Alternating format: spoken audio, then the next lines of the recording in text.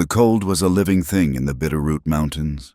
It had teeth that bit through buckskin and a breath that stole the warmth from a man's bones. Elias Boone knew its nature better than he knew any human soul. He moved through the snow-choked forest with a quiet economy of motion, his broad shoulders hunched against the wind, the heavy weight of a trapped beaver slung over his back. The only sounds were the crunch of his snowshoes and the weary sigh of pine boughs surrendering to the weight of new-fallen snow. His face was a map of hard country and harder years. A jagged scar, old and white, cut a path from his left temple down across his cheekbone, disappearing into the thick, dark beard that was frosted with his own breath. His eyes, the color of a winter sky before a storm, missed nothing. They scanned the terrain not for its stark beauty, but for signs, the track of a deer, the disturbed snow that marked a hidden trap, the distant shadow that could mean wolf or salvation. He carried a long rifle in the crook of his arm as if it were an extension of his own body, and a skinning knife at his belt that had seen more use than any fork or spoon. He was a man who lived by what he could carry, what he could kill, and what he could endure. His cabin, perched high on a ridge overlooking a valley no one ever bothered to name, was a fortress of solitude built with his own two hands. He had come here a decade ago to lose himself, to bury the man he had been in a war that had carved up the nation and his own spirit in equal measure. He had left the noise, the greed, and the ghosts of the world below, trading them for the honest brutality of the mountain. Here, survival was the only prayer, and silence was the only answer. After checking the last of his line, he turned his face toward home. The beaver would mean a decent trade come spring, but spring was a lifetime away. For now, it meant fat for his lamp and meat for his pot. He moved with the slow, relentless pace of a man who knows the cost of haste in this unforgiving place. He was a creature of the wilderness now, rugged and silent, his past a thing buried deeper than the roots of the ancient pines that stood sentinel around his life. Far below, in a world Elias had long since abandoned, the hiss of steam and the groan of steel announced the arrival of the afternoon train in Helena. The town was a raw gash in the landscape, a chaotic sprawl of muddy streets, false-fronted buildings, and the relentless clamor of progress. Men in dusty hats and worn coats poured from the train cars, their faces etched with the hope and desperation that drove people west. Among them, a lone figure stepped onto the platform, looking as out of place as a porcelain doll in a pigsty. Clara Hartwell, though she now called herself Sarah Smith, pulled the collar of her dark wool coat tighter around her neck, as if the gesture could ward off not just the cold, but the hungry eyes of the men who lingered nearby. She was exhausted, a deep, bone-weary fatigue that had little to do with the long journey from New York. It was a weariness of the soul. Her face was pale, her large, dark eyes darting nervously, taking in the rough-hewn scene with a trepidation that bordered on terror. She clutched a small, scuffed valise in one hand, her knuckles white. On both hands, she wore a pair of simple leather gloves, worn at the fingertips, which she never seemed to remove. Everything about her screamed of the East. The cut of her coat, though plain, spoke of better tailoring than anything sold in Helena's general store. The way she held herself, a rigid posture of practiced refinement, was a stark contrast to the slouching, easy gaits of the frontier folk. She was the daughter of a wealthy merchant, a child of drawing rooms and gas lamps, of polite society and its unspoken cruelties. Now she stood on the edge of civilization, a fugitive in a land that cared little for pedigree and even less for weakness. She was running, not just from a place, but from a person. Her plan, if it could be called that, was a desperate, half-formed thing born of sleepless nights and whispered threats. It was a single, frantic word: disappear. Here, in the vast, untamed territory of Montana, she hoped to become a ghost, a whisper, a memory that would fade with the turning of the seasons. Clara made her way uncertainly down the platform, avoiding eye contact, her heart pounding a frantic rhythm against her ribs. The town smelled of wet earth, horse manure, and coal smoke. She needed a room, a meal, and most importantly, information. She found a modest boarding house that seemed less threatening than the hotels adjoining the raucous saloons, and settled into a small, cold room with a lumpy mattress and a window that looked out onto a muddy alley. It was a world away from the silk and mahogany cage she had fled, and yet, for the first time in months, she felt a flicker of something that might one day become relief. Later, driven by a gnawing hunger, she forced herself back out into the fading light. She found a small eatery attached to a saloon, separated only by a swinging door. It was a place for men, loud with laughter and the clink of glasses. But she saw another woman, a tired-looking waitress, and took a small table in the corner, keeping her back to the wall. She ordered beef stew and tried to make herself invisible. It was then she heard the name, spoken between two grizzled prospectors at the next table. They were talking about trapping territory, their voices low and gravelly. "The whole north slope of that ridge is Boone's country," one of them said, spitting a stream of tobacco juice that narrowly missed the spittoon. "Best to leave it be." "Elias Boone?" the other asked, his voice laced with a mixture of scorn and awe. "That crazy coot still up there? I heard he died in the blizzard of '78. Nah, he ain't the dying kind. Tougher than a boiled owl. Saw him in town last spring, trading pelts. Didn't say more than 3 words the whole time. Just stared right through you with them dead eyes of his. They say he was some kind of hero in the war, and then something snapped him clean in two. Lives up there alone. Don't speak to no one." The first man grunted in agreement. "Heard a fella went up there a few years back, looking to partner up. Boone met him with a rifle. Told him the mountain had room for 1 man, and he was it. Best to give that whole range a wide berth." Clara listened, her stew forgotten. A reclusive trapper, a man who wanted to be left alone, a man who didn't speak to anyone. The words echoed in the frantic, terrified chambers of her heart. The men's tales were meant as a warning, a piece of frontier lore about a dangerous eccentric. But to Clara, they sounded like a prayer answered. A man who shunned the world was a man who would not ask questions. A man who lived in a fortress of solitude was a man who could offer a hiding place no one would ever find. A wild, desperate idea began to take root in her mind. It was insane. It was her only hope. She paid for her meal and left, the prospector's words still ringing in her ears. Back in her cold room, she laid out the last of her money on the bed. It was not much. Her escape had been hasty, planned in the stolen, silent moments of the night. She had taken only what she could carry and what little cash she had managed to secret away over the years. It would not last her long. The plan solidified, hardening from a desperate wish into a concrete, terrifying course of action. She would find this man, this Elias Boone. She would offer him all the money she had to let her stay, to just let her be. Where better to hide from a monster than in the lair of a beast? The next morning, she sought a guide. It was not an easy task. The reputable men at the livery stable laughed at her, telling her no one went up into the high country this time of year, especially not for a social call on Elias Boone. They looked at her fine, though worn, coat and her soft, out-of-place speech, and saw trouble. Finally, in the dim, sour-smelling interior of a saloon she had vowed not to enter, she found her man. His name was Silas, a wiry fellow with a perpetually drunk glint in his eyes and a coat that was more patches than original cloth. He was skeptical, his gaze lingering on her purse, but the sum she offered was more than he could make in a month of odd jobs. "You want to go see Boone?"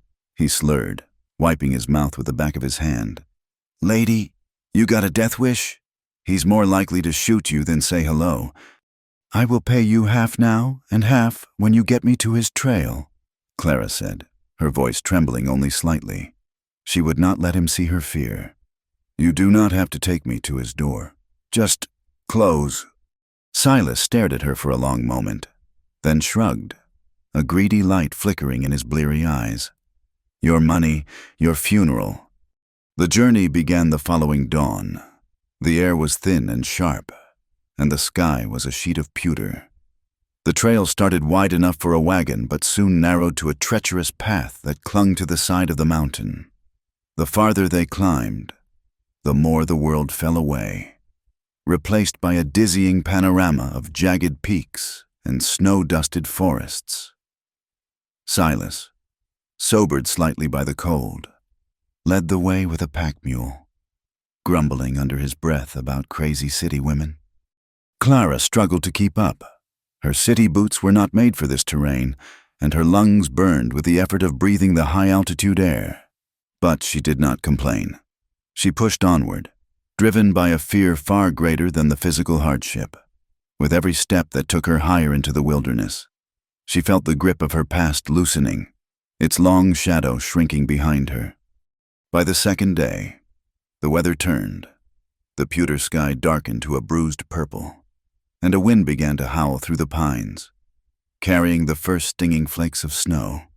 Silas grew agitated, his gaze constantly shifting to the ominous clouds that were boiling over the peaks. "This is a bad one coming," he said, his voice tight with alarm. "We got to turn back, now." "No," Clara insisted, her jaw set. "We are not turning back. How much farther?" "Farther? Lady, you are crazy. We will freeze to death up here. The deal was to get you on the trail. This is it, that path there," he said, gesturing with a grimy thumb toward a barely visible track that split off and headed steeply uphill. "That leads up to Boone's territory. As far as I go."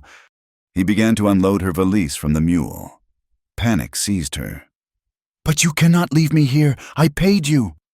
"I got you here, did I not? The rest is on you," he snarled, his brief moment of civility gone. He tossed her bag into a snowdrift. "You want to go meet the mountain devil in a blizzard? Be my guest." He did not wait for a reply. He turned the mule and began a hasty retreat down the path they had just climbed, leaving Clara standing alone as the snow began to fall in thick, swirling curtains. She watched him go until he was swallowed by the whiteout, a profound and terrifying silence descending around her. She was utterly alone. For a moment, she was paralyzed by a fear so complete it was a physical weight, pressing the air from her lungs. But then the instinct that had driven her this far took over. To stay here was to die. To go back was to return to a different kind of death. The only way was forward. She shouldered her valise and started up the narrow track Silas had indicated. The world was reduced to a few feet in front of her.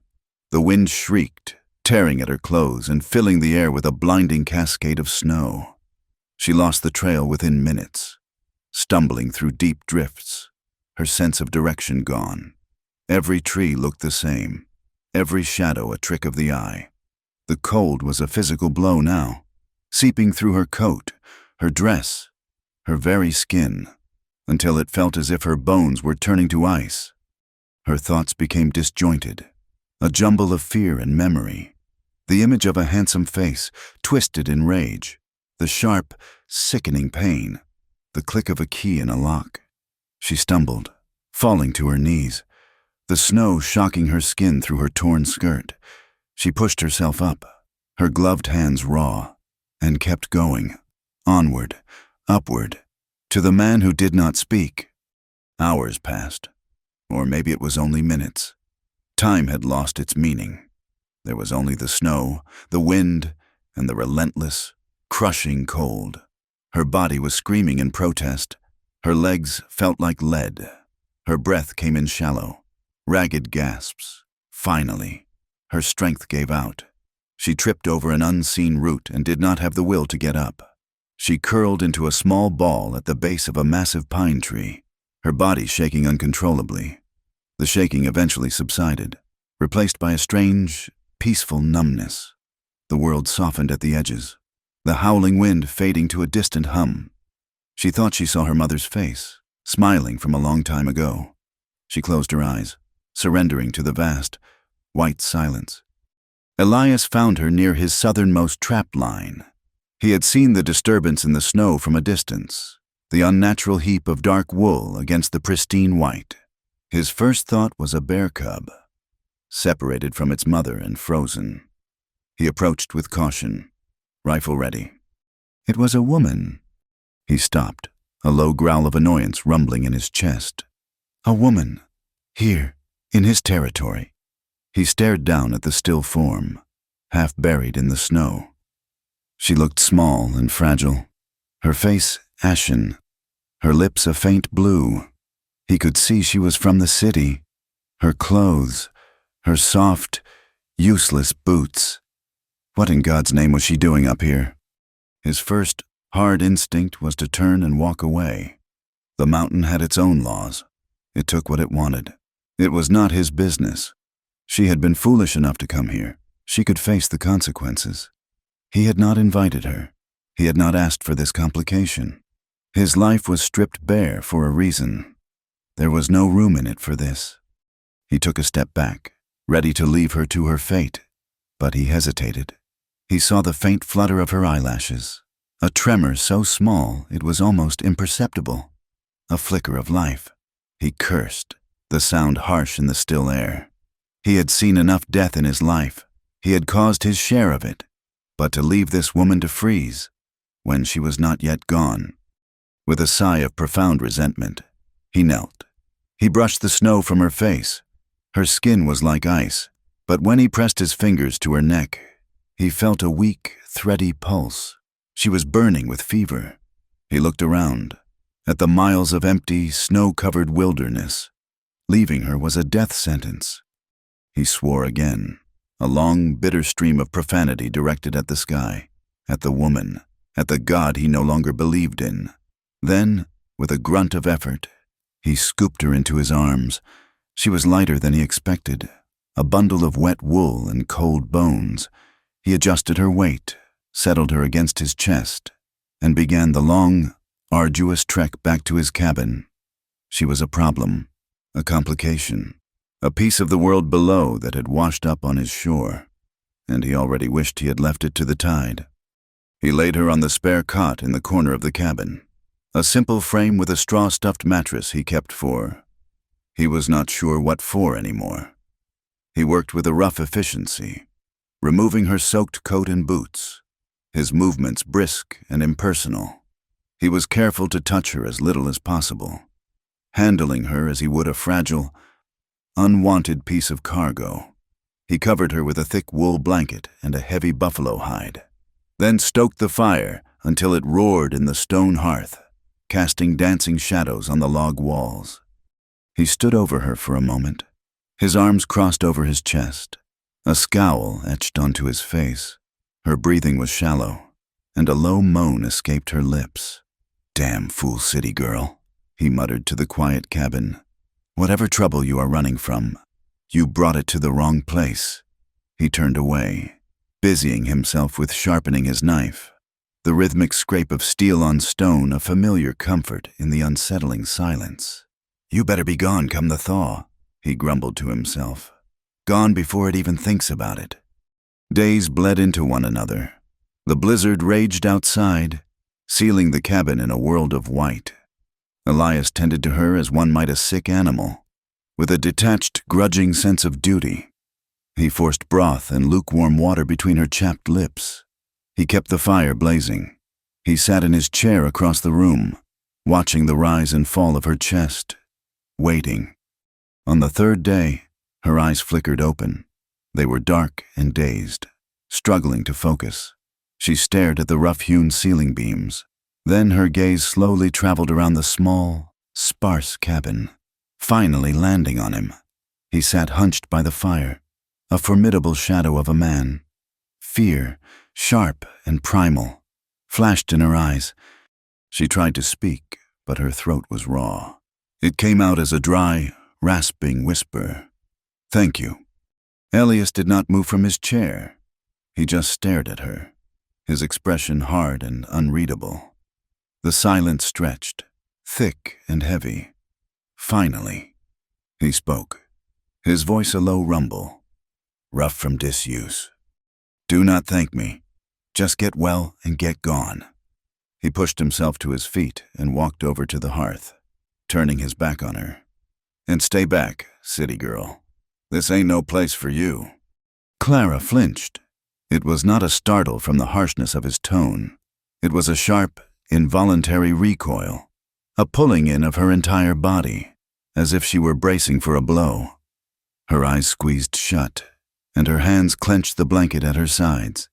It was the flinch of a spooked horse, of a dog that has been kicked one too many times. Elias heard the sharp intake of her breath. He turned his head slightly, just enough to see her out of the corner of his eye. He saw the way she made herself small on the cot, the way her shoulders hunched forward in a posture of defense. He had seen that look before, in the eyes of young soldiers after their first battle, in the faces of men broken by fear. It was a flinch that told a story, and for the first time since he had found her, a crack appeared in the icy wall of his indifference. That little movement, that silent, terrified reflex, unsettled him more than her sudden appearance in his life ever could.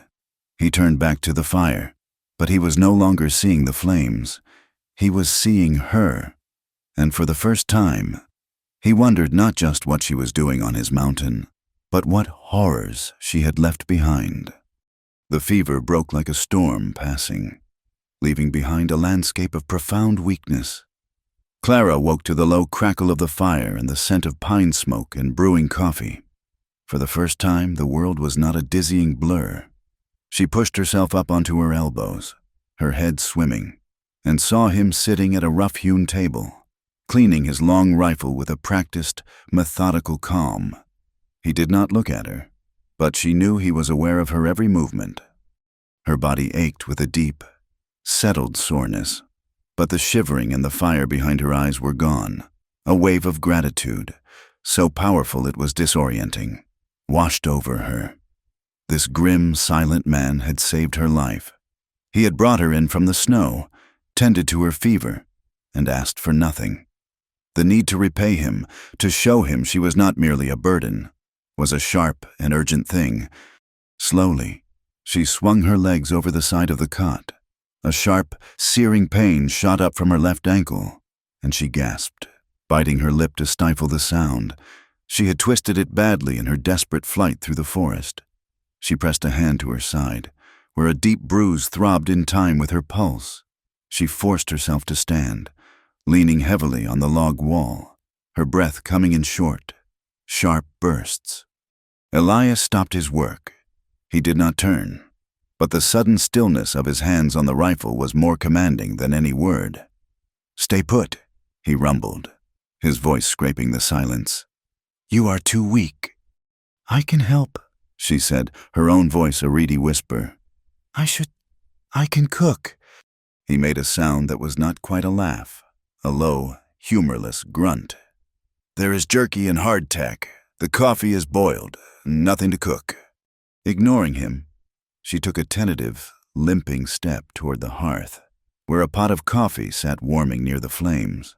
The simple act of moving a few feet was an ordeal. Each step sent a fresh wave of pain through her ankle and ribs. She reached for the pot, her hand trembling from the effort.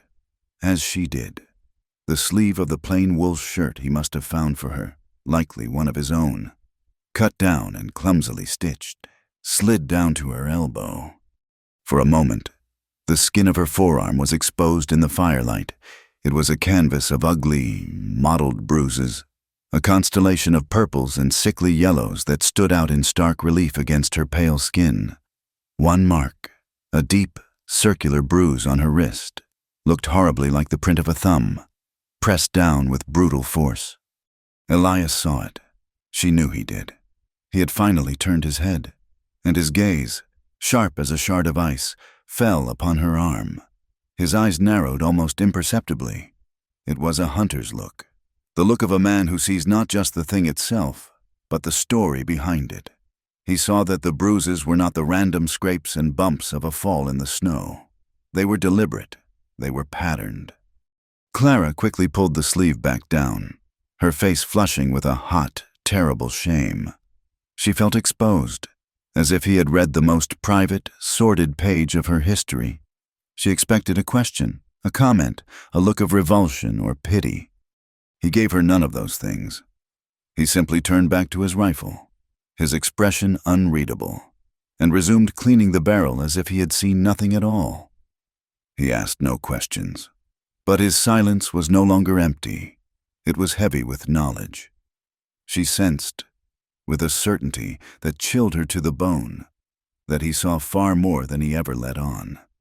The next few days passed in that thick, weighted silence. The blizzard continued its assault on the mountain, piling the snow in massive drifts against the cabin walls and windows, isolating them completely from the rest of the world. Their universe shrank to the 4 log walls of the cabin, to the circle of warmth cast by the fire. They did not speak. There seemed to be no language that could bridge the chasm between them. The mountain man who had forsaken the world and the city woman who had been broken by it. Their communication was one of small gestures and averted gazes. He would leave a plate of jerky and a cup of water by her cot without a word. She would fold the heavy buffalo hide neatly each morning, a small act of order in the rugged sparseness of his home. As her strength slowly returned, Elias watched her. He was a creature of observation, and he watched her the way he watched the forest, noticing the things that did not belong. He saw how she moved with a pained, careful grace, always seeming to brace herself, as if expecting a sudden jolt. He saw how she startled at the slightest unexpected noise, the scuttling of a mouse in the walls, the sudden pop of a log in the fire, the scrape of his chair on the floorboards.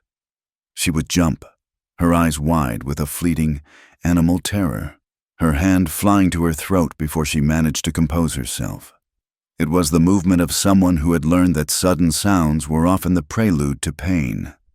He would be outside, splitting firewood with a powerful, rhythmic swing of his axe, and he would feel her eyes on him from the cabin's single, small window. She watched him with a mixture of fear and a desperate, searching curiosity. He was a dangerous man. She could see it in the coiled strength of his shoulders, in the scars on his face, in the cold distance in his eyes. But he had not hurt her. In his own gruff, unwilling way, he had cared for her, and in this small, silent world, he was the only thing that stood between her and the freezing death outside. For Clara, the silence that had at first been so intimidating began to transform. In the drawing rooms of New York, silence had been a weapon, a space filled with judgment, with unspoken accusations and polite, cutting remarks. Here, in this cabin, the silence was clean. It was honest. It was the silence of snow and stone and ancient trees. It asked nothing of her. It did not demand explanations or apologies. It simply was. And in that vast, empty quiet, she felt a measure of peace she had not known in years.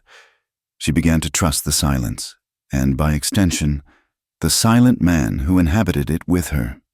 One evening, after she had finished a meager meal of salted meat, she reached into her scuffed valise. From it, she pulled her only real possession of value, the one thing she had made sure to save, a tattered book of poems by Mr. Keats, its cover worn soft with use. She settled on a low stool near the fire, her back to him, and opened it. At first, she read to herself, the words of familiar comfort in the strange, wild place. But the quiet of the cabin seemed to ask for more. Hesitantly, her voice barely a whisper, she began to read aloud. A thing of beauty is a joy forever. Its loveliness increases. It will never pass into nothingness. Her voice was soft, cultured, and utterly alien to the rough-hewn walls of the cabin. Elias, who had been mending a snowshoe by the light of a tallow lamp, went still. He kept his head bent over his work, his large, calloused hands never ceasing their movements. But he was listening. He had likely never heard such words, had never heard a voice speak with such gentle cadence. It was a sound from another world, a world he had long ago cast off. Yet, it filled the empty spaces in the cabin, softening the hard edges of his solitude. She read for an hour, her voice growing stronger, more confident as she lost herself in the verses. He never spoke, never acknowledged that he was listening, but she knew he was. When she finally closed the book, the silence that returned was different. It was less heavy, less lonely. A tiny, fragile thread had been spun between them in the dark. This became their ritual. Each evening, she would read, and he would listen, the two of them occupying the same small space, caught in a strange, unspoken truce. Then came the night the truce was shattered. A fierce wind howled outside, rattling the shutters and driving snow against the door. The fire burned high in the hearth, a bulwark of warmth against the storm. Clara was reading, her voice a low murmur against the gale, when a massive log, burned through at its center, suddenly collapsed. It rolled from the grate with a loud crash, sending a shower of brilliant orange sparks onto the stone hearth. Clara screamed. It was not a cry of simple fright. It was a raw, guttural sound of pure terror, torn from the deepest part of her. She leaped from her stool, stumbling backward, her arms thrown up to shield her face, her eyes wide with a horror that had nothing to do with the fire. In an instant, Elias was on his feet and crossing the room. His movements were swift and silent, the predatory grace of a man born to the wilderness. He saw not a woman startled by a falling log, but a soul in the grips of an absolute, unreasoning panic. He reached her just as she stumbled again, catching her by the arms to keep her from falling. "It is just the fire," he said, his voice a low, steady growl. "You are safe." But she did not seem to hear him. She was trembling violently in his grasp, her breath coming in ragged, terrified sobs. She was somewhere else, trapped in a memory replaying itself behind her eyes. He gave her a small, firm shake, trying to break through the terror. "Girl, look at me. It is only the fire." As he held her, the loose-fitting shirt she wore, a simple homespun thing he had given her, shifted and pulled tight across her back. The fabric, thin from wear, gaped open at the collar. In the flickering, revealing light of the fire, he saw it. His hands froze on her arms. His breath caught in his throat. Her back was a roadmap of cruelty. Long, violent welts, old and new, crisscrossed her skin from her shoulders down to her waist. Some were faded to a pale, silvery white, the ghosts of old injuries. Others were a more recent, angry purple and red, raised and swollen. They were not random. They were the clear, undeniable marks of a whip, or a belt, or a cane, laid on with a vicious, deliberate hand. He stared, unable to look away, a cold, sick rage rising in his gut. It was a rage he had not felt in years, an old and familiar poison. He had seen the horrors men could inflict on each other in the war, had seen bodies torn apart by cannon and blade. But this was different. This was a secret, hidden violence, a quiet, systematic destruction of another human being. All at once, her fear of noise, her careful movements, the bruises on her wrists, her flinching, it all coalesced into a single, hideous truth. The truth was written on her skin. Clara felt his grip go rigid, felt the change in his breathing. She knew, with a sudden, drenching wave of shame. What he had seen, the terror of her memory was replaced by the more immediate terror of this moment, of this revelation. She wrenched herself from his grasp, stumbling away from him, pulling her shirt tight around her as if she could somehow erase the marks he had already seen. She turned her back to him, facing the cold, dark logs of the cabin wall. Sobs tore through her, huge, racking gulps for air. She was exposed, her ugliest secret laid bare. He would throw her out now. He would see her for what she was, damaged, ruined, a creature who brought trouble and ugliness with her. He would send her back. The thought was more terrifying than the blizzard, more terrifying than facing the wilderness alone. "Please," she wept, her voice muffled against the logs. "Please do not send me back. Do not make me go back there. I will do anything. Please." Elias stood frozen in the middle of the room. the firelight casting his immense shadow over her small, huddled form. He said nothing. He stared at the wall where she leaned, but he was seeing those marks, seared into his mind. He was a man of scars. He had them on his own body, from bullets and bayonets. He had deeper ones on his soul, from betrayal and loss. He knew what it was to be marked by violence. And he knew that the man who had done this to her was still out there, the man she was begging him not to be sent back to. He walked slowly to the hearth and used the iron poker to push the fallen log back into the flames. He stared into the fire, his face a mask of stone, but his mind was a maelstrom. He thought of the girl he had loved before the war, the one who had promised to wait.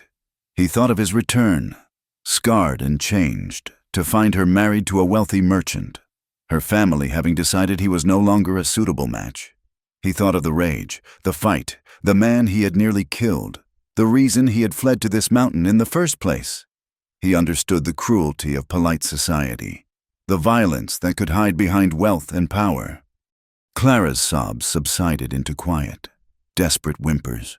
The only sounds were the crackle of the fire and the howling of the wind. She waited for his verdict, for the harsh words that would cast her out. Finally, he spoke, his voice low and raspy, full of a gravelly finality. He did not turn from the fire. "You ain't going back." The words were not gentle. They were not kind. They were a statement of fact, as hard and unyielding as the mountain itself. They were a promise. The tension in Clara's body broke, a fresh wave of tears, this time of raw, overwhelming relief, streamed down her face. She slid down the wall to the floor, her legs unable to hold her. He had seen the worst of her, the proof of her shame, and he was not casting her out. He was offering her shelter. He turned from the fire and came to her. He knelt before her, his large frame seeming to fill the entire cabin. He was awkward, uncertain. He reached out a hand, then hesitated, as if unsure of how to offer comfort. Then, slowly, he put his arms around her.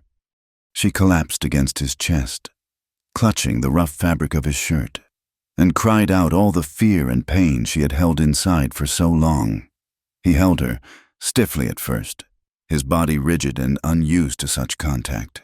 He was a man made of sharp edges and hard muscle, a fortress who had not held another person in a decade.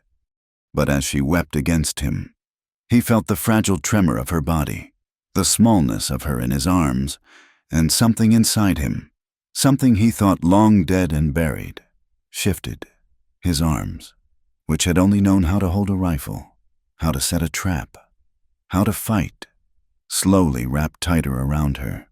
The stiffness eased, replaced by a firm, protective strength.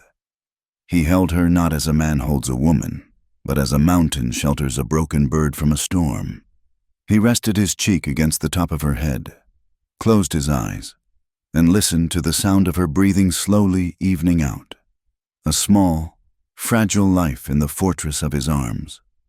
The world outside the cabin ceased to exist. The snow fell without end, a relentless, silent siege that buried the landscape under a deep, white blanket. Passes became impassable. Trails vanished, and the mountain held them in its cold, absolute embrace. There was no way down. There was only here. Weeks bled into one another, marked not by days but by the simple, repeating cycles of survival. The cabin, once a stranger's temporary shelter, became Clara's entire universe. The silence between them changed again. It was no longer the heavy, watchful quiet of strangers, nor the fragile peace of their shared readings.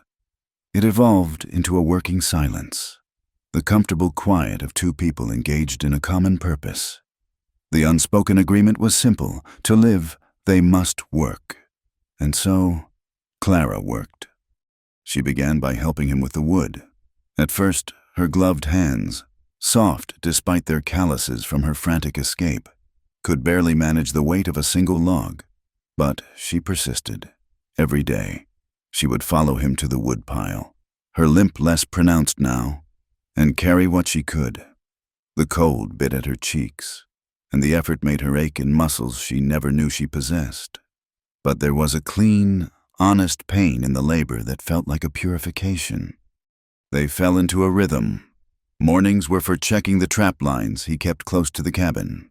Afternoons were for processing what they caught, for splitting wood, for mending what was broken. Evenings were for the quiet warmth of the fire. Elias, seeing her determination, began to teach her. He was not a gentle teacher. His instructions were gruff, pared down to the essential. "Hold the knife like this," he would command, his large scarred hand guiding her smaller one on the handle of a skinning blade. "Angle down. Follow the muscle. Do not waste the cut." He taught her how to set a snare, how to read the subtle signs in the snow that spoke of rabbit or grouse. He showed her how to stretch and scrape a hide, a foul and bloody business that at first turned her stomach.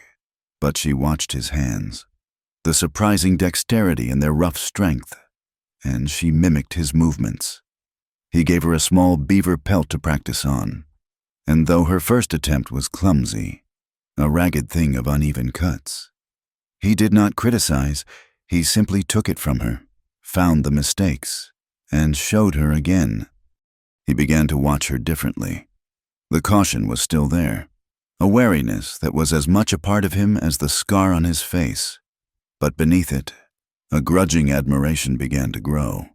This woman, who had arrived half dead and looking as fragile as spun glass, was not what he had assumed.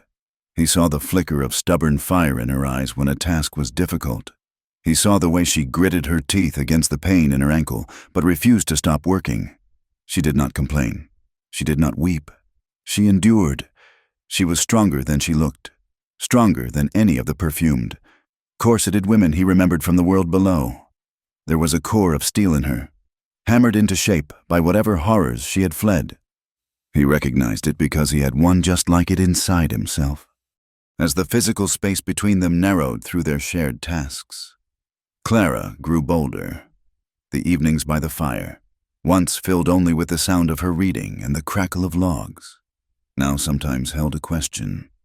"What kind of bird makes that sound in the mornings?" she asked one night, her gaze on the flames. "Pine grosbeak," he answered, not looking up from the trap mechanism he was oiling. Another night, she touched the intricate woven pattern of his snowshoes. "Did you make these?" A simple nod. Her questions were small, careful probes into the vast, uncharted territory of his life. "Were you born in these mountains?" "No." "Where, then?" He would fall silent, his face closing off like a door being barred from the inside. The message was clear. The present was theirs to share, out of necessity, but his past was his alone. She learned to recognize the boundaries, the invisible walls he kept around his heart, and she would retreat, letting the comfortable silence settle between them once more. But she wondered. She saw the ghosts that flickered in his eyes when he stared too long into the fire. She saw the profound, bone-deep weariness in his posture when he thought she was not looking. She knew his solitude was not one of peace, but of exile. He was hiding from something, just as she was. One night, the cold was sharper than ever, a deep, predatory cold that seemed to suck the very heat from the cabin's logs. A full moon hung in the crystalline sky, bathing the snow-covered world in a stark, ethereal light. Elias was restless. He paced the small floor of the cabin, his energy too large and too dark for the confined space. He drank from a clay jug of whiskey he had distilled himself, a raw, potent spirit that smelled of corn and fury. He drank not for pleasure, but with a grim, methodical determination, as if trying to drown something inside himself. Clara watched him, a knot of unease tightening in her stomach. She had never seen him like this. The stoic control he maintained at all times was fraying at the edges. After his third deep pull from the jug, he grabbed his heavy coat and, without a word, unbarred the door and strode out into the biting cold. The wind howled into the cabin, carrying a blast of frigid air that made the fire leap and spit. He did not close the door behind him. Clara quickly pushed it shut, sliding the heavy wooden bar back into place. She waited. An hour passed, then another. The wind shrieked around the corners of the cabin, a lonely, desolate sound. Concern warred with her instinct not to pry, not to cross the lines he had so clearly drawn. Finally, concern won. She pulled on her own coat and boots, wrapped a scarf around her head, and stepped outside. The cold was a physical shock. The moonlight on the snow was so bright it was almost blinding. She saw his tracks, deep and heavy, leading away from the cabin toward a small clearing on the edge of the ridge. She found him there. He was on his knees in the snow, the empty jug lying on its side beside him. Before him, stuck into the frozen earth, was a crude wooden marker, half-carved. It looked like he had started to shape it into a cross or a headstone, but had abandoned the effort. It was just a plank of wood, weathered and unfinished. He was weeping. The sight stole the breath from her lungs. This man, this mountain of a man who was as hard and unyielding as granite, was crying. Not quiet, dignified tears, but the harsh, ragged sobs of a man utterly broken. His broad shoulders shook with the force of his grief. She approached slowly, her footsteps muffled by the snow. He did not seem to notice her. He was lost in his own private hell. She knelt beside him, the cold of the snow seeping through her wool skirt, but she did not feel it. "Elias," she whispered. He started, his head snapping up. His face, in the stark moonlight, was a ruin. Tears had frozen on his beard and cheeks. His eyes were wild with drink and a pain so profound it was terrifying to behold. He looked at her as if he did not recognize her, as if she were one of the ghosts that haunted him. "You should not be here," he slurred, his voice thick and broken. "What is this?" she asked softly, gesturing to the piece of wood. He stared at the marker, a bitter, self-loathing sound escaping his throat. "That's for the man I used to be, the one I killed." The words hung in the frigid air between them. Clara waited, her heart pounding. The whiskey had unlocked the door he kept so firmly barred, and now the story came pouring out, a torrent of poison and pain that had been dammed up for a decade. "I went to the war," he began, his gaze fixed on some distant, bloody point in the past. "When a boy, full of fire and vinegar, thought it was a grand thing to fight for a cause." He shook his head slowly. "It ain't grand. It is just mud and noise and watching your friends die. It changes a man, carves things out of you, fills the empty spaces with something dark." He told her of coming home, no longer a boy, but a haunted stranger with a scar on his face and a deeper one on his soul. He spoke of the girl he had loved, Eleanor, the girl who had sworn she would wait for him. "I got back, and she was gone," he said, his voice cracking. "Her family. They were merchants, important folk. They decided a broken soldier was not a good match. They married her off to another man while I was lying in a field hospital. A man with money. A soft man who had never seen a moment of hardship in his life."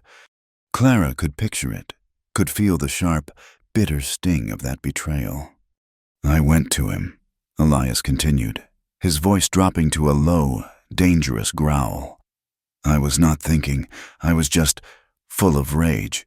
The war, Eleanor, all of it. It was a fire in my gut. I found him at his office. We argued. He called me a filthy, half-mad cripple. He said she never loved me." Elias's hands clenched into fists in the snow. "I hit him, and I did not stop. When it was over, he was not breathing. I had beaten him to death with my bare hands." He finally looked at her, his eyes begging for a judgment she could not give. It was not in a battle. There was no uniform, no enemy line. It was just rage. "I killed a man because my heart was broken. I ran before the sheriff could find me. Came up here, and I ain't never left." He gestured to the vast, empty wilderness around them. "This is my prison. A man who takes a life like that, he does not deserve to be among decent people." Clara looked at his ravaged face, at the profound shame and guilt that had been his only companions for 10 long years. She saw the war that had broken him, the love that had betrayed him, and the single, terrible act that had defined him. But as she looked at him, kneeling in the snow, she did not see a murderer. She saw a man drowning in a pain so deep he had forgotten how to breathe. She reached out and laid her hand against his scarred, frozen cheek. Her touch was gentle, hesitant. He flinched but did not pull away. "You did not kill the man I see now," she said, her voice clear and steady in the cold night air. He stared at her, his breathing hitched. Her words were not a pardon, but something more powerful, an acknowledgement of the man he was, not just the thing he had done. He saw no fear in her eyes, no revulsion, only a deep, quiet well of empathy that mirrored his own pain. The space between them crackled with an intensity that had nothing to do with the cold. The shared knowledge of their scars, visible and invisible, created a bond stronger than any spoken word. He looked at her mouth, soft and parted in the moonlight. Slowly, he began to lean in, his gaze locked on hers. She did not move, her heart hammering against her ribs. She saw the question in his eyes, felt the warmth of his breath. And then he stopped. He pulled back as if he had been burned, a look of self-revulsion twisting his features. He scrambled to his feet, swaying slightly. "I ain't good for you," he rasped, his voice raw. "I am poison, girl. You should have stayed away from me." Before she could answer, he turned and strode back toward the cabin, his broad back a wall of renewed solitude, leaving her kneeling alone in the moonlight. The following days were thick with a new, unspoken tension.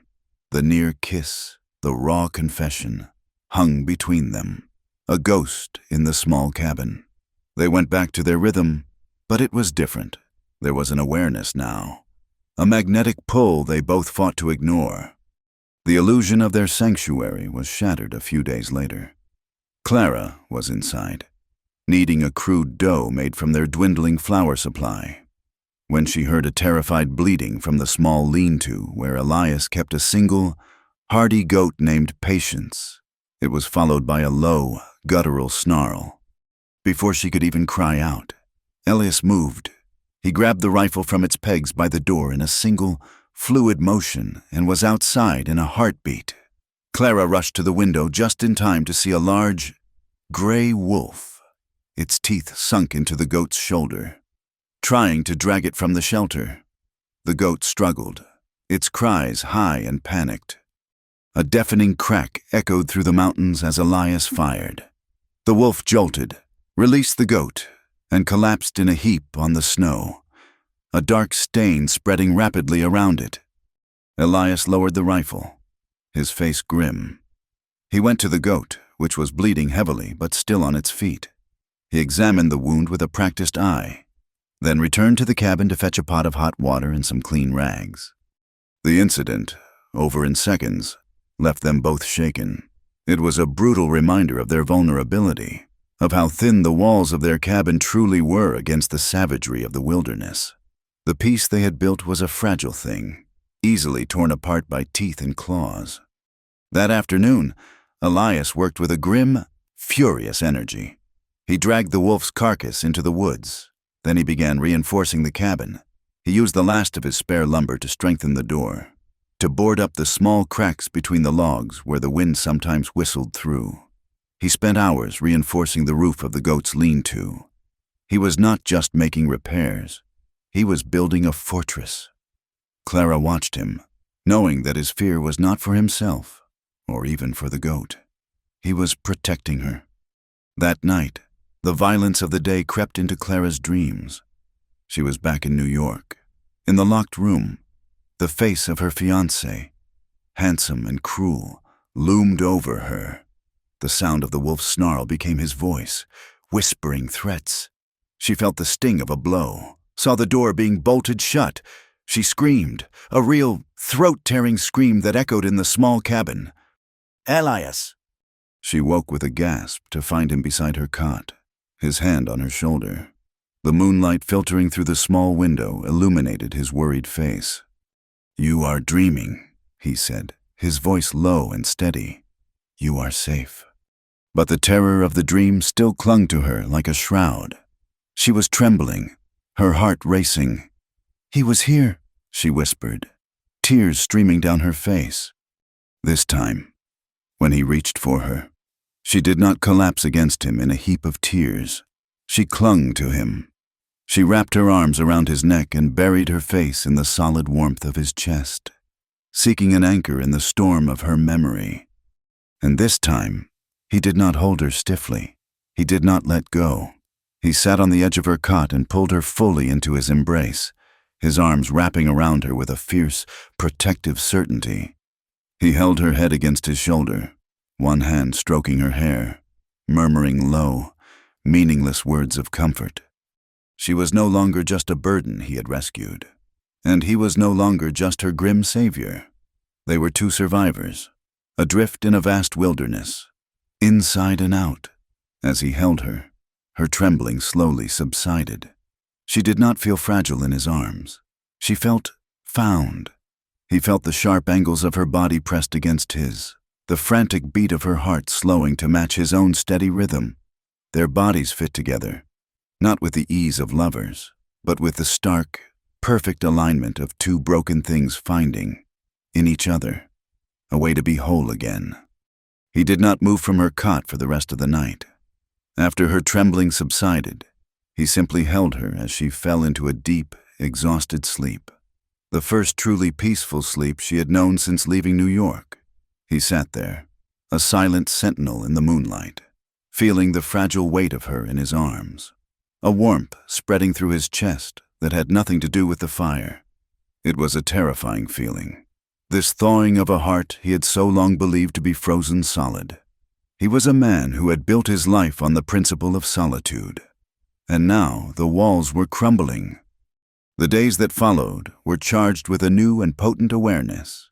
The small cabin, once a space of respectful distance, now seemed to hum with unspoken energy. Their intimacy grew not in grand declarations, but in the spaces between words, in small, accidental gestures that felt as loud as a gunshot in the prevailing silence. It was in the way their hands brushed when she passed him a tin plate of food across the small table, a fleeting contact that sent a jolt through them both, making them pull back as if burned.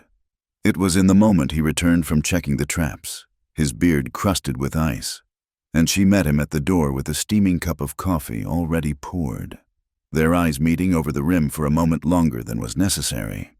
It was in the steadying hand he would place on the small of her back as she navigated a patch of ice near the woodpile, a touch that was meant to be practical, but lingered with a protective warmth that spread through her entire body.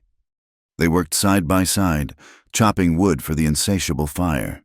He would stand behind her, his much larger body a shield against the biting wind, instructing her on the proper way to swing the small axe he had given her. She could feel the heat radiating from him, could smell the scent of pine and cold air that clung to his buckskin coat. His deep voice would be a low rumble near her ear, and she would find herself concentrating more on his closeness than on the log she was supposed to be splitting. She was acutely aware of him as a man, of the raw, contained power in his frame, and of the surprising gentleness he had shown her. For Elias, it was a slow torment, having this woman so close, seeing the quiet strength blooming in her, hearing her soft voice read by the firelight each night. It was eroding a decade of carefully constructed defenses. He would watch the way the firelight caught the strands of her dark hair, the determined set of her jaw as she learned a new task, and a fierce, possessive feeling would rise in his gut. It was a feeling he had no right to, a feeling he knew could only bring them both more pain. He had nothing to offer her but a life of hardship and isolation, a life haunted by the ghosts of his own making. He was poison, as he had told her, yet he found himself craving her presence like a man starved. He kept his words clipped, his expression hard, fighting a war within himself that was every bit as brutal as the one he had fought with a rifle. One night, the wind that had been a constant companion rose to a furious, shrieking gale. A true blizzard descended upon the mountain, a maelstrom of snow and ice that seemed intent on tearing the cabin from its very foundations. The world outside dissolved into a roaring white chaos. Inside, the fire roared in the hearth, a defiant heart of warmth against the storm's fury. The noise of the wind was immense, a physical pressure that made conversation impossible. They sat on opposite sides of the fire, trapped not only by the snow, but by the deafening sound and the rising tension between them. There was nowhere left to retreat, no work to be done, no silence to hide in. There was only the fire, the storm, and each other. Clara watched him. He was staring into the flames, his jaw tight, his hands clenched on his knees. She could see the battle raging in his eyes. She saw the loneliness he fought so hard to conceal, the deep ache of a man who had denied himself all human comfort. And in that moment, her own fear and hesitation fell away, replaced by a profound and overwhelming certainty. She had been running for so long, first from the cruelty of her fiancé, then from the cold judgment of her family, and finally from the wilderness itself. She was tired of running. Here, in this cabin, with this broken, haunted man, she had found the first true sanctuary of her life. He saw her, not as a ruined woman or a city girl to be scorned, but as a survivor, as his equal. Slowly, she rose from her stool and crossed the small space between them. She knelt on the bearskin rug before him, the warmth of the fire on her back. He did not look at her, but his entire body went rigid. Elias, she said, her voice barely audible above the shriek of the wind. He squeezed his eyes shut, as if in pain. Clara, do not! The sound of her name on his lips for the first time was a raw, desperate plea. She did not retreat. She reached out and placed her hand on his knee. His muscles were like stone beneath her touch. Look at me, she whispered. He took a deep, shuddering breath and opened his eyes. The raw hunger and conflict she saw there made her heart ache.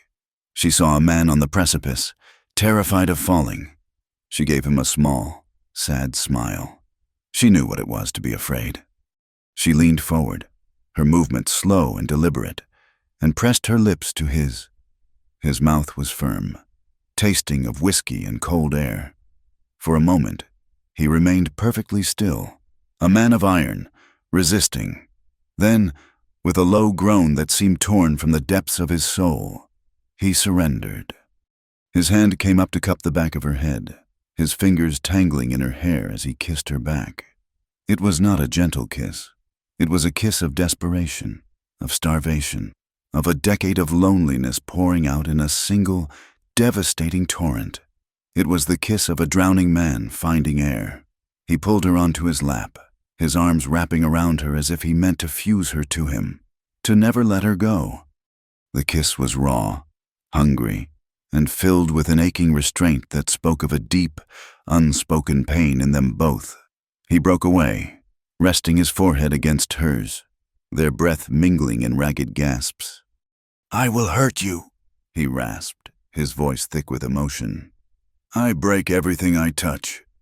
She pulled back just enough to look into his eyes. She saw the fear there, the belief in his own damnation. She thought of the careful, almost clinical way the doctors in New York had tended to her injuries, their pity a far sharper wound than their instruments. She thought of the way her fiancé had touched her, his hands a source of pain and humiliation. She would not be handled with pity, not by him. "Do not be gentle," she whispered, her voice fierce and clear above the storm. "Unless you mean it." Her words struck him with the force of a physical blow. He stared at her, truly seeing the incredible strength it took for her to say that. She was not asking for roughness. She was demanding honesty. She was giving him permission to see all of her, the broken parts and the whole, and to touch her without the stain of pity. With a reverence that bordered on worship, he slowly began to unbutton the simple wool shirt she wore. He did it with an agonizing tenderness that was a direct contradiction to her words. But she understood. This was his meaning. This was his truth. He was not being gentle because he thought her fragile. He was being gentle because he considered her precious. He pushed the fabric aside, revealing her shoulders and back to the warm firelight. His gaze fell upon the scars, the network of pale, silvery lines and darker, angrier welts that mapped her history of pain. She tensed, a flicker of the old shame returning. He did not flinch. He did not look away. Instead, he lowered his head and pressed his lips to the largest of the scars, a long, faded line across her shoulder blade. His touch was warm, soft, a benediction. He traced the ugly marks not with his hands, but with his mouth, kissing each one with a slow, deliberate solemnity. He was not erasing them. He was accepting them. He was honoring the battle she had fought to survive them. Tears welled in Clara's eyes and slipped down her cheeks. But they were not tears of pain or shame. They were tears of release. Every kiss felt like it was healing a wound far deeper than the flesh. He lifted his head, his eyes dark with an emotion she could not name. He brushed the tears from her cheeks with his rough thumb. "You ain't ruined," he whispered, his voice thick and raw. "You are the strongest woman I ever met." And with those words, the last of her defenses crumbled. She pulled his mouth back to hers, and this time, there was no desperation, only a deep, profound, and healing tenderness. He lifted her in his arms and carried her to his own cot, the larger and more solid of the two, and in the flickering light of the fire, with the blizzard raging outside as their witness, two broken souls found a way to become whole. The next morning, the world was transformed. The blizzard had passed, leaving behind a profound and ringing silence. The sky was a brilliant, cloudless blue, and the sun, when it crested the peaks, struck the new-fallen snow with a light so dazzling it hurt the eyes. Clara awoke in Elias's arms. She was cocooned in his warmth, his heavy arm draped possessively over her waist, his steady breathing a comforting presence at her back. A slow, gentle smile spread across her face. She felt safe. It was a feeling so new, so complete, that it was almost disorienting. She slipped from the cot, careful not to wake him, and pulled on her clothes. The air in the cabin was cold, but she felt a warmth radiating from the inside out. She pushed open the heavy door, which was blocked by a huge drift, and managed to squeeze through the opening. The scene that greeted her stole her breath. The mountain was draped in a thick, pristine blanket of white. Every tree branch was laden with it, glittering with millions of tiny ice crystals. The air was so clean and cold it felt like a draft of pure life in her lungs. There was not a single track, not a single mark to mar the perfect, untouched surface of the world. It was a clean slate. A feeling of pure, unadulterated joy bubbled up inside her. It was a feeling she had thought long lost, a relic of a childhood she could barely remember. Without thinking, she tilted her head back, closed her eyes against the brilliant sun, and laughed. It was not a polite, restrained laugh. It was a full, clear, and joyous sound that pealed through the silent, frozen air. It was the sound of a prisoner tasting freedom for the very first time. The sound woke Elias. He came to the door, pulling on his shirt, his hair disheveled from sleep. He stopped in the doorway, mesmerized. He saw her standing there, surrounded by the blinding white of the snow, her face turned up to the sun, a genuine, unrestrained smile gracing her lips. And that sound, he had never heard a woman laugh like that. It was the most beautiful thing he had ever heard. He watched her, a dazed, uncomprehending look on his face. He felt a crack in the cynical, hard shell around his heart. For a fleeting, terrifying moment, he allowed himself to believe. He believed in the possibility of a morning that was not filled with ghosts. He believed in a world that was not defined by loss and rage. For a moment, he believed in joy again. His gaze drifted from her face down to the snow at her feet, and that is when he saw them. His body went rigid. The dazed, gentle look in his eyes vanished, replaced in an instant by the cold, sharp focus of a hunter. There, leading away from the back of the cabin and disappearing into the thicket of pines, was a line of footprints. They were deep and clear in the new snow, and they were far too large to be hers. Someone else was on the mountain. Someone had been there during the storm, close enough to the cabin to leave a trail. Clara, sensing the sudden change in him, turned. Her laughter died on her lips when she saw his face. It was a mask of cold, hard alertness. She followed his gaze and saw the tracks. A knot of ice formed in her stomach. Elias, she whispered. He did not answer. He stepped back into the cabin, his movements swift and economical. He grabbed his rifle from the wall, checking its load. He moved to his pack and pulled out a long hunting knife and a small hatchet, which he tucked into his belt. He took a box of cartridges from a shelf and began filling his pockets. He was a different man. The gentle lover of the night before completely gone, replaced by the grim, dangerous survivor. "Stay inside," he commanded, his voice flat and hard. "Bar the door behind me. Do not open it for any reason until I get back." He was about to step outside when she grabbed his arm. "Wait, Elias, there is something I have to tell you." He looked at her, his eyes impatient, already scanning the trees. Fear and guilt warred on her face. They might be for me." His gaze snapped back to her, sharp and questioning.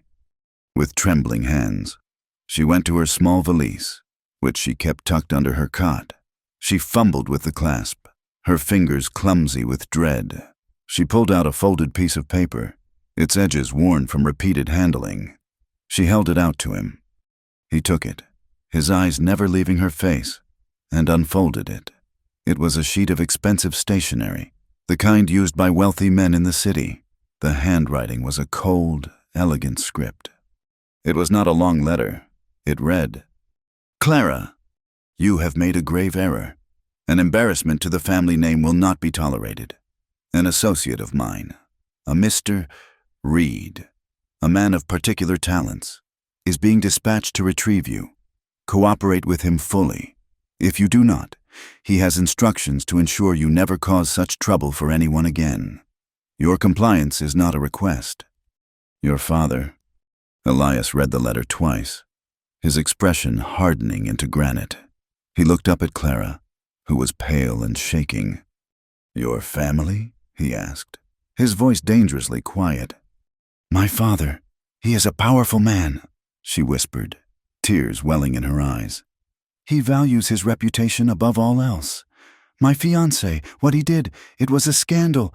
It was easier to hide me, to silence me, than to deal with the truth. I am so sorry.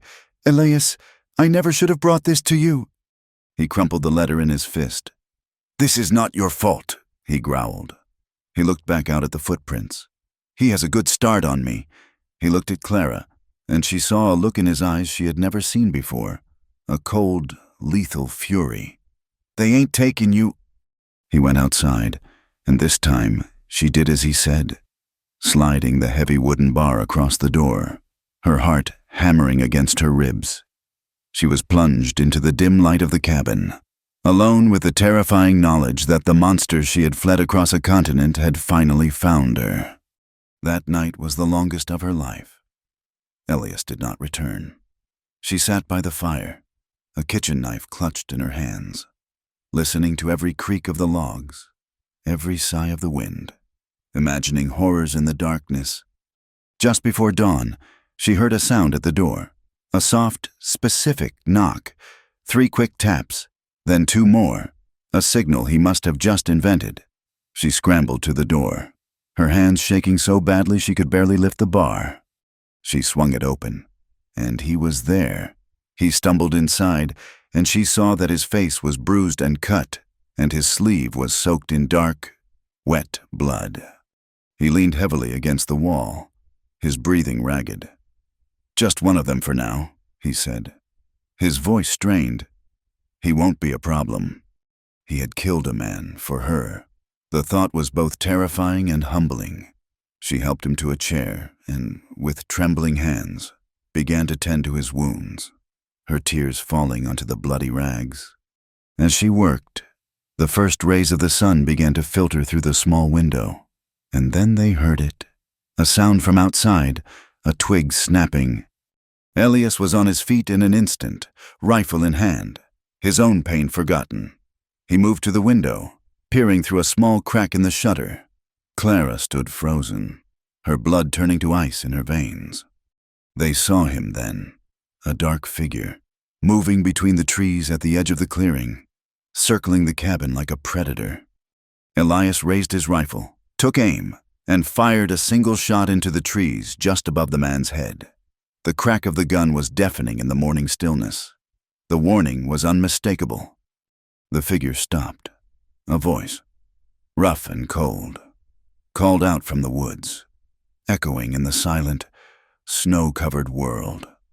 "Turn the girl over, mountain man. I have got 2 more men down the trail. You are surrounded. Give her to us, or we will burn this place down with her in it." The voice from the trees was a death sentence. It echoed in the pristine morning air and settled like a shroud over the small cabin. For Clara, the sound shattered the fragile peace she had found, plunging her back into the cold, familiar grip of terror. The world shrank to the single, hideous fact of her predicament. The monster had not just found her. It had followed her into her sanctuary and now threatened to burn it to the ground.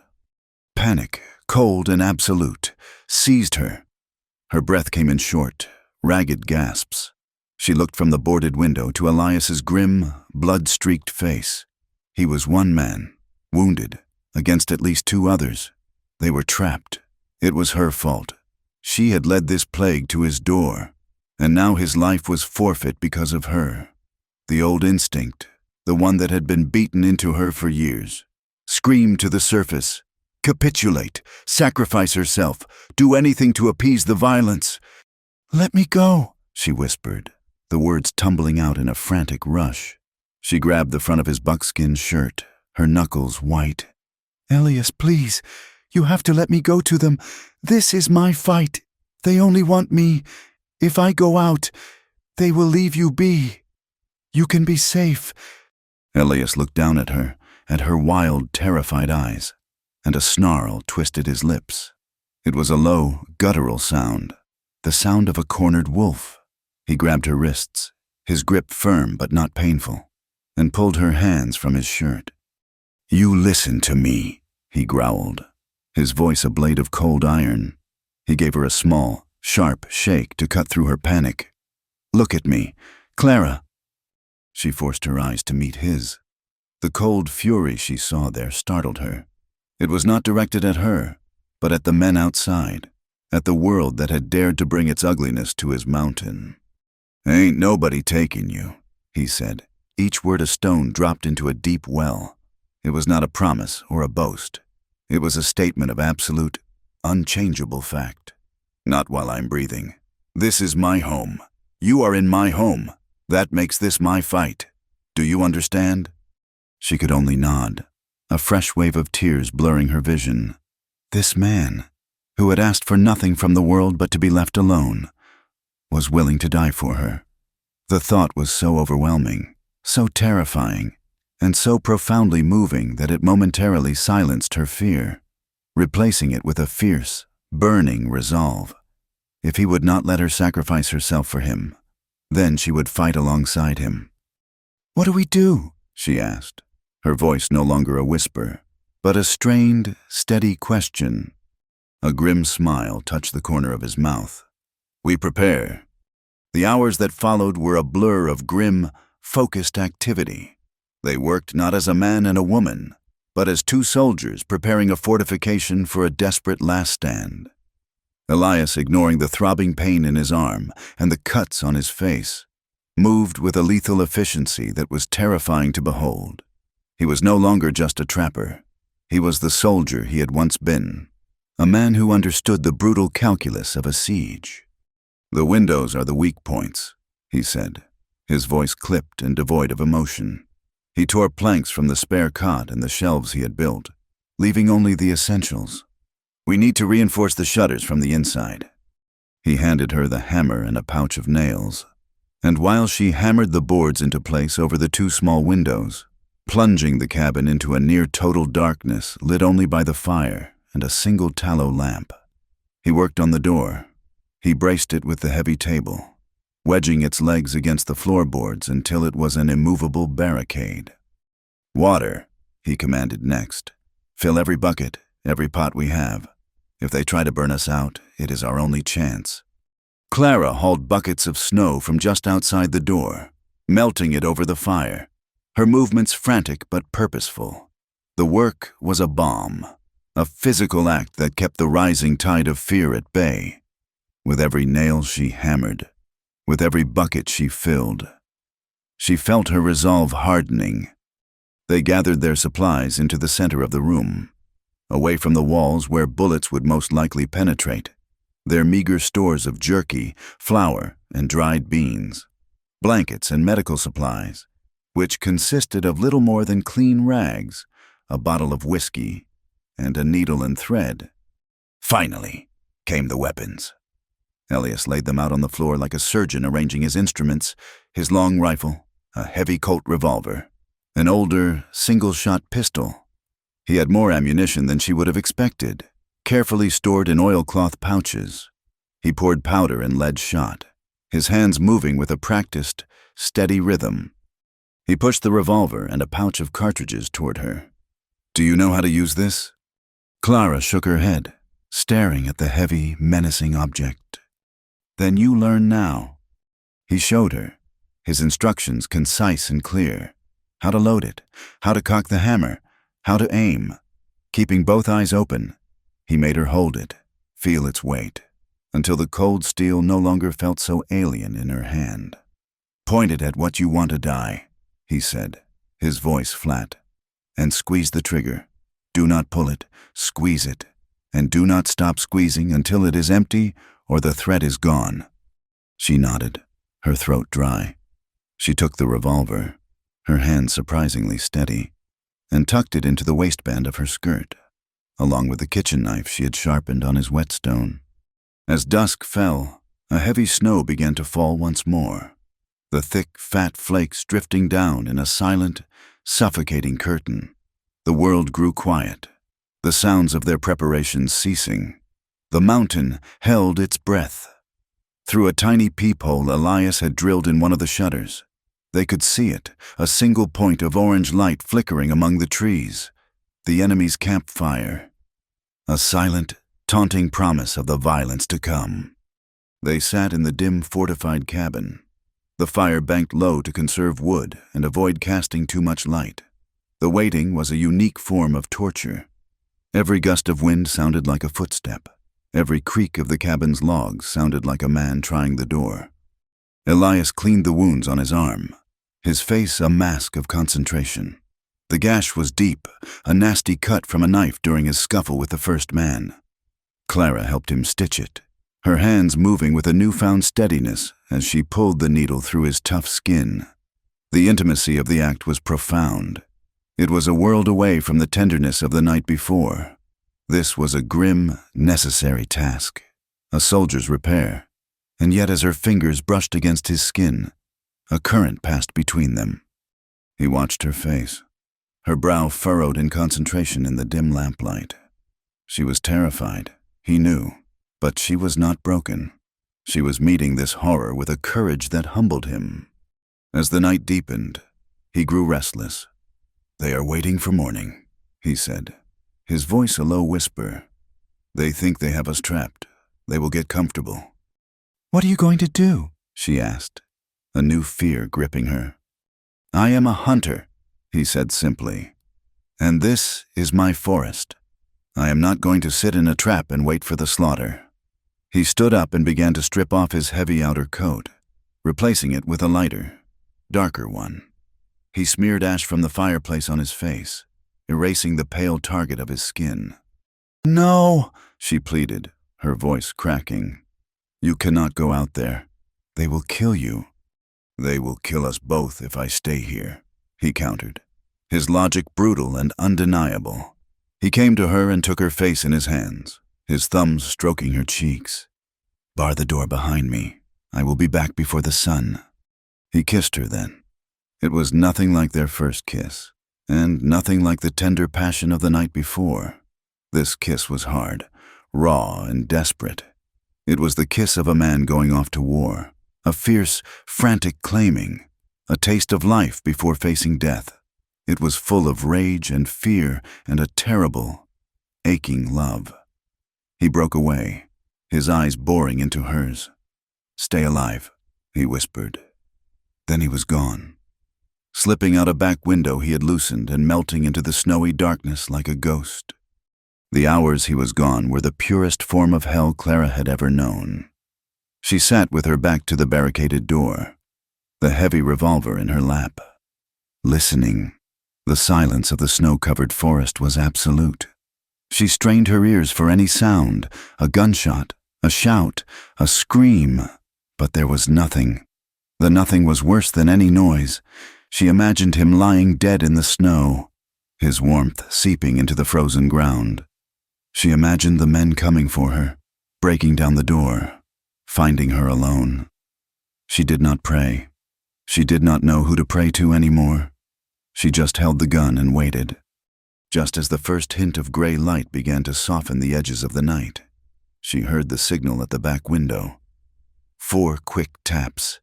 She scrambled to unfasten it, her heart leaping into her throat. He slid inside, a silent shadow returning from the abyss. He was covered in snow, and there was fresh blood on him. Not his own, this time. A dark, ugly splatter across his chest and on his knife hand. He moved past her to the fire, his body moving with a weary, heavy gait. "One less," he said, his voice flat and empty. He had crossed a line he had sworn never to cross again. He had killed, not in a blind rage, but with the cold, silent precision of a predator. He had done it to protect her. The knowledge was a terrible weight between them. She came to him, and he leaned his forehead against hers, closing his eyes. He smelled of pine and snow and blood. She tended to a new cut on his hand, her touch gentle. They did not need to speak.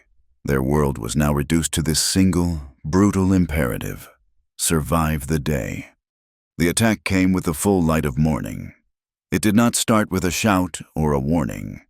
It started with a sudden, violent explosion of sound as a bullet ripped through the log wall just above Clara's head, showering her with splinters of wood. She screamed and dropped to the floor, her heart seizing in her chest. Elias was already moving, his rifle at his shoulder, peering through the tiny peephole. Another shot, and another, tore through the cabin from different directions. They were being fired on from at least 2 positions. The bullets thudded into the thick logs with sickening force, a constant, percussive drumming that vibrated through the floorboards. "Stay down!" Elias yelled over the din. He fired back, a single, deafening boom that filled the small space with smoke and the smell of gunpowder. He was not firing wildly. Each shot was deliberate, aimed, a hunter's shot. A scream from the woods told him he had found his mark. 1 down, 1 left. The remaining man was enraged. A volley of shots hammered the front of the cabin, concentrating on the door and the shuttered windows.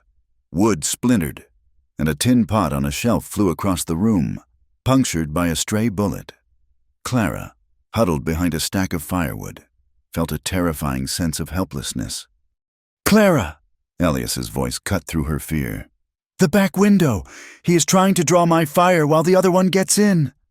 She scrambled across the floor, her revolver clutched in her hand. She reached the back window just as a heavy boot kicked through the loosened boards. A man's arm reached through, fumbling for the inside latch. Without thinking, she raised the revolver, her hands shaking violently. She aimed for the arm, squeezed the trigger as Elias had told her. The gun bucked in her hand with a deafening roar. The man outside howled in pain and rage, but he was not stopped.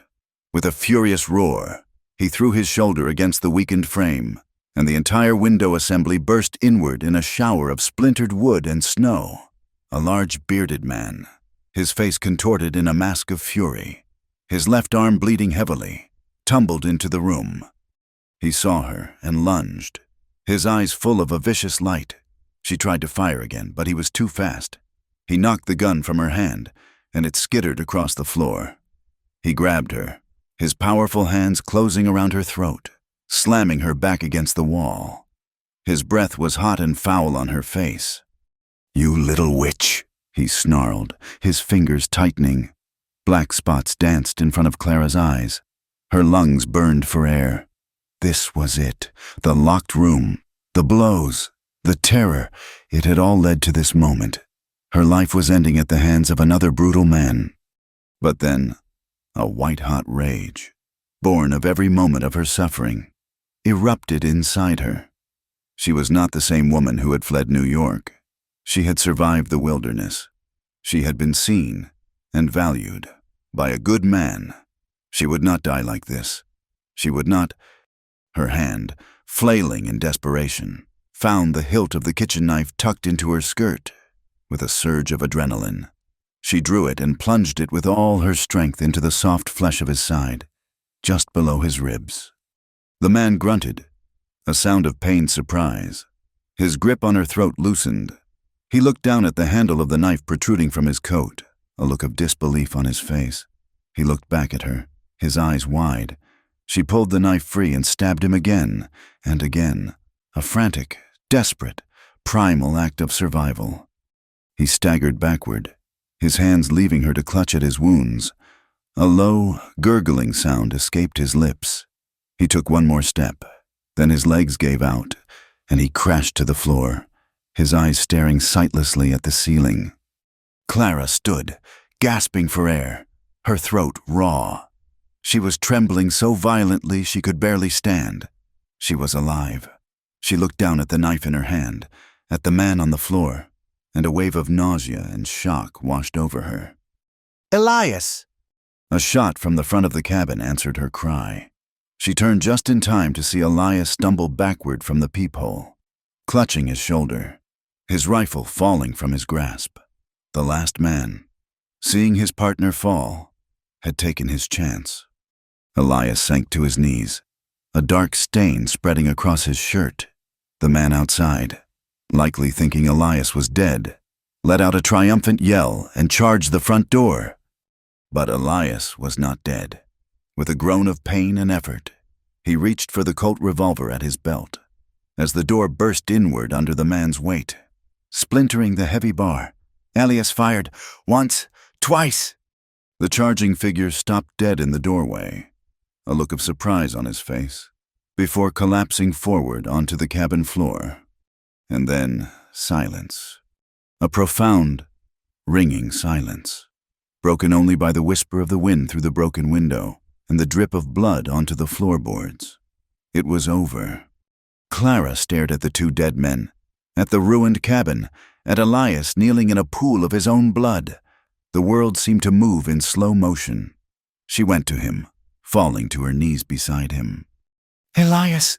she sobbed, her hands hovering over his wound, afraid to touch him. "It is just my shoulder," he managed to say, his voice strained, his face pale with pain and blood loss. "I will live." Later, after she had managed to stop the bleeding and bind his wound, Elias got to his feet. He was unsteady, but his will was made of iron. He looked at the bodies on his floor. "They cannot stay here," he said, his voice a low rasp. He dragged them out, one by one, into the snow. He did not ask for her help. It was a burden he felt he had to carry alone. He took a shovel and, in the clearing behind the cabin, he dug. It was slow, agonizing work for a man with one good arm. He did not dig graves, just shallow troughs in the frozen earth, deep enough to hold the bodies. He worked until the sun began to set, a grim, solitary figure against the blood-red sky. When he was done, he came back inside. The cabin was a wreck, splintered and blood-stained, cold air pouring through the broken window and shattered door. They sat together on the floor amidst the ruin, the adrenaline gone, leaving only a deep, bone-deep weariness and the hollow ache of shock. Clara moved behind him and wrapped her arms around his chest, pulling his back against her. She was no longer the fragile thing to be protected. She was his anchor. He leaned his head back against her shoulder, and his body, which had been so rigid with pain and fury, finally sagged. A single, harsh sob escaped him, then another. He wept. The silent, stoic mountain man, the killer who had buried his own heart, wept against her chest. He wept for the men he had killed, for the violence that had invaded his sanctuary, for the fear, and for the overwhelming, terrifying relief that she was safe. He turned his head, his tear-streaked face buried in her neck. "I do not want to lose you," he whispered, his voice broken, confessing the deepest terror of his heart. Clara held him tighter, her own tears falling silently into his hair. She pressed her lips to his temple. "Then do not," she replied. Spring came not as a gentle guest, but as a slow, arduous thaw. For weeks, the world was a messy, half-formed thing, a landscape of melting gray snow, thick mud, and the constant sound of dripping water.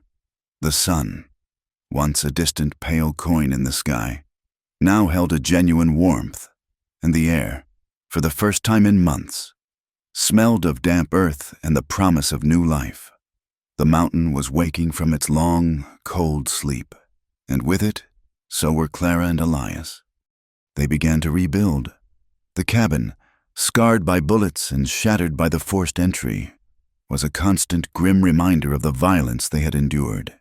It had been their sanctuary, and it had been violated. Now, together, they set out to reclaim it, to make it stronger than it was before. The work was slow and hard. Elias, his shoulders still healing, could only work for short periods, his face tight with pain, but he worked with a relentless determination. He taught Clara how to mix a daubing of mud and moss to chink the logs, sealing the gaps where bullets had torn through. She followed his lead, her hands, once soft and accustomed to needlepoint, becoming chapped and strong. They worked in a comfortable silence, passing tools back and forth, their movements synchronized, a silent dance of shared purpose. He rode down the mountain one day. The first time the lower trail was passable, and returned not just with supplies, but with a small, precious pane of glass wrapped carefully in an old blanket. He had traded 3 of his best beaver pelts for it. Together, they fitted it into the broken frame of the back window. The first time the clear morning light streamed through it, unfiltered by oiled paper or wooden shutters. Clara gasped. It was like letting the world back in, but on their own terms. The new door he built was twice as thick as the old one, reinforced with iron straps he had salvaged from a broken trap. It was no longer just a door. It was a statement. This was their home. It would not be breached again. As the physical structure of the cabin healed, so did the fragile structure of their new life together. The violence they had shared had forged a bond between them that was unbreakable, but it was the quiet moments that followed that truly defined it. The nights were no longer filled with the terror of listening for footsteps in the snow. Instead, they were filled with a gentle, tentative exploration of each other's worlds. Clara brought out her book of poems again. In the evenings, by the light of the fire, she began to teach him to read. At first, he was resistant, his pride a stubborn wall. He was a man of action, of signs and seasons, not of words on a page. But she was patient. She would trace the letters with her finger, her voice soft as she sounded out the words.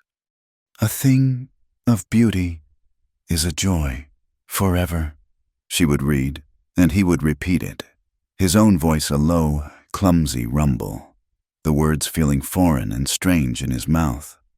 He was a slow student, his mind not shaped for the abstract world of letters. But he persisted, driven by a desire to understand this part of her, this world she had come from. One night, after weeks of painstaking effort, he took the book from her and, by the flickering firelight, read a full line by himself. His voice was halting, the words broken into clumsy syllables, but he read it. "My heart aches, and a drowsy numbness pains my sense," he read, his brow furrowed in concentration. Clara watched him, her own heart aching with a feeling so full and profound it felt like it might break. She saw not a killer or a hermit, but a man of deep and hidden feeling, struggling to give it voice. The poems, with their talk of beauty and sorrow, gave him a language for the things that had been locked inside him for a decade. In return, he brought her gifts from his world. He was a master of his environment, and his hands, which had known such violence, were also capable of creating things of delicate, practical beauty. He noticed her struggling with her long, dark hair, which she kept tied back with a simple leather thong. One afternoon, he sat by the fire, a piece of deer antler in his lap. For hours, he worked with his knife, his movements precise and patient. He carved and sanded, scraped and polished, until the rough piece of bone was transformed. He presented it to her that evening without a word, simply placing it in her open palm. It was a comb. Its teeth were perfectly spaced, its back carved with the delicate, swirling pattern of a fern frond. It was smooth and warm to the touch. Clara ran her fingers over the intricate carving, speechless. It was the most beautiful thing anyone had ever given her. It was a piece of the mountain, a piece of him, shaped by his hands. For her. She used it that night, the smooth antler gliding through her hair, and for the first time in a long time, she felt beautiful. But the world below had not forgotten them. As the snows receded and the trails opened, the story of what had happened on the mountain trickled down into the town of Helena. It became a piece of frontier lore, whispered over poker games and glasses of whiskey. A crazy mountain man, a beautiful woman from the east, and 3 dead men buried in the snow. The story twisted and grew with each telling, painting Elias as a savage killer who had stolen a woman and murdered her protectors. One late spring afternoon, as they were clearing a small patch of ground for a garden, Clara saw a rider coming up the trail. It was not a prospector or a trapper. The man rode with a straight-backed authority, a tin star pinned to his vest glinting in the sun. "It is the sheriff," Elias said, his voice flat. He did not reach for his rifle. He simply stood and waited, his face a calm, unreadable mask. Clara's heart seized with a cold dread. The law had come. They would take him, hang him for what he had done. The fragile peace they had built was about to be shattered. The sheriff, a weathered man named Thompson with weary, intelligent eyes, reined in his horse. He took in the scene before him, the strengthened cabin, the man with the scarred face and the healing wound on his shoulder, and the pale, beautiful woman who stood protectively at his side. He had heard the stories in town, but the reality before him was something different. These did not look like a captor and his victim. "Elias Boone?" the sheriff asked, his voice even. Elias nodded once. "I have come about the 3 men you buried up here," Thompson said, getting straight to the point. "Folks in town are saying all sorts of things. I need to hear your side of it." Do not say anything, Clara pleaded, turning to Elias, her voice a frantic whisper. "Let me talk to him. I can explain." Elias put a hand on her arm, a silent command to be still. He looked the sheriff squarely in the eye. He had spent 10 years running from the law, living in a prison of his own making. He was done running. "They came for her," Elias began, his voice a low, steady rumble. He told the sheriff everything, his account stripped bare of emotion, a simple recitation of the facts. He told him about the letter, about the siege, about the fight. He did not try to justify his actions or paint himself as a hero. He spoke of the killings with a grim, heavy finality. "They meant to take her or kill her. I did what I had to do to stop them. The last 2 I killed on my property, defending my home. The first, I tracked him down and I killed him in the woods. That was not defense. That was a hunt." Clara watched, her heart breaking. He was condemning himself, confessing to a crime that would surely see him hanged. She tried to interrupt, to protest, but the sheriff held up a hand, his gaze never leaving Elias's face. Thompson sat on his horse, listening. For a long time after Elias had finished, he looked at the cabin, at the bullet scars still visible on the logs. He looked at Clara's face, at the fear for Elias that was so plainly written there. He had been a lawman in this territory for 20 years. He knew that the line between survival and murder was often blurry. He had seen the kind of men who were hired for jobs like the one these men had taken on. Finally, he dismounted, his movements slow and deliberate. He walked over to the cabin's water barrel, dipped a ladle in, and took a long drink. He wiped his mouth with the back of his hand. Their employer was registered at the hotel in Helena as a Mr. Smith, representing a firm from back east, the sheriff said, his voice thoughtful. He paid them in cash and left on a train the day before the blizzard hit. The men themselves were known trouble, a gambler, a claim jumper, and a hired gun with a bad reputation. The world ain't a lesser place for them being gone from it. He looked from Elias to Clara, his gaze lingering on her for a moment. He saw the faint, old scars on her wrist where her sleeve had pulled back. He had a daughter of his own. He turned back to Elias. You did what you had to do. The man you hunted, he was trespassing on your land, armed, and with ill intent, as far as the law is concerned. That is close enough to defense for me. He paused, his expression growing serious. Some justice, Mr. Boone, ain't for the law to decide. It is decided by the folks who have to live through it. He tipped his hat. I will be filing my report. It will say I came up here, found 3 men dead of exposure after getting lost in the blizzard. Case closed. With that, he mounted his horse and rode away, leaving them standing in a stunned, profound silence. He was leaving them alone. They were free. Clara threw her arms around Elias, burying her face in his chest, her body shaking with relief. He held her tight, his hand stroking her hair, the tension finally leaving his powerful frame. The sheriff's visit brought with it one last piece of the outside world. He had brought the mail, what little there was for the scattered inhabitants of the high country. Among the letters was one for a Sarah Smith, care of the Helena post office. It had been waiting for weeks.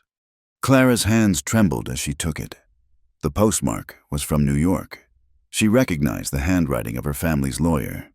She opened it with a sense of dread, her past reaching out to claim her once more.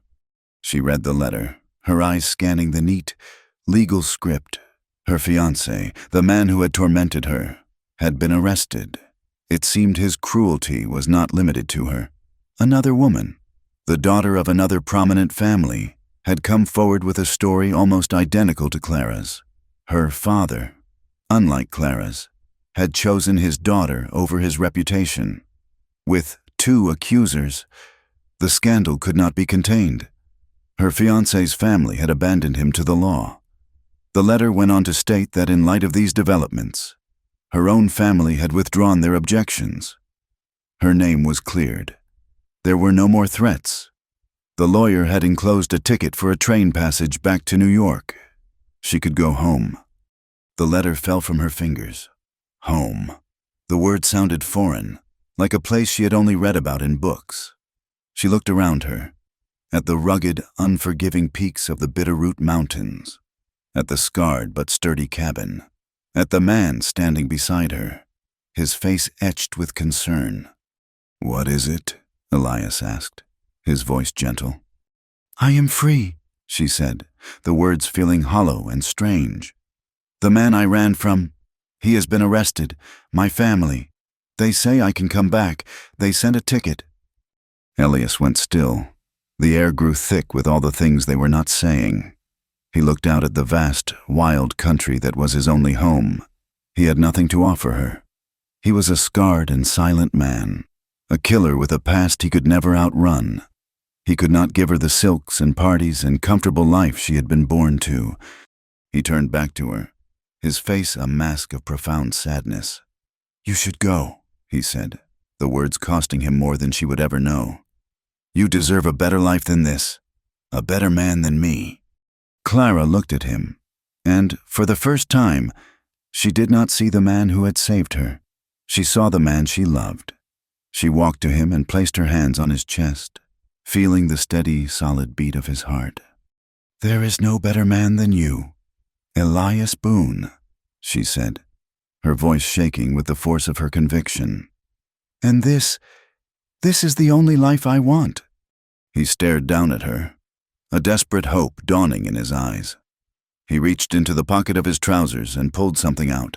He pressed it into her hand. It was a ring, crudely carved from the same piece of antler he had used to make her comb. It was not perfectly round, and it was not polished smooth, but it was made with a deep and abiding love. "I ain't got nothing else," he said, his voice thick and raw. "No money, no name to speak of. All I have is this cabin, this piece of land, and a vow." He took her hand, the one with the ring in it, and held it tight. "I ain't ever gonna let anyone hurt you again, Clara. I swear it on my life." Tears streamed down her face as she looked from the ring to his honest, searching eyes. She thought of the cold, empty mansion in New York, a place she had once called home. It was a prison of polite cruelty and silent judgment. She slipped the antler ring onto her finger. It fit perfectly. She took his hand, the one that had held her through nightmares and fought for her life, and brought it to her lips. "You are my home now," she whispered. The story does not end there. Of course, a life is not an ending, but a series of beginnings. The next day, they took a small sapling, a young pine that Elias had found growing in the shelter of a larger rock, and they planted it in the clearing in front of the cabin. They dug the hole together, their hands in the rich, dark earth. They planted it in the spot where the sun would hit it first in the morning.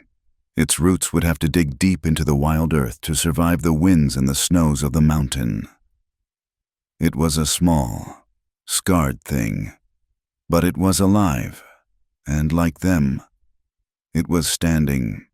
Thank you for listening to our story. We would love to hear where you are tuning in from in the comments below, so we can all connect. Please subscribe to the From Wild West channel and share your thoughts.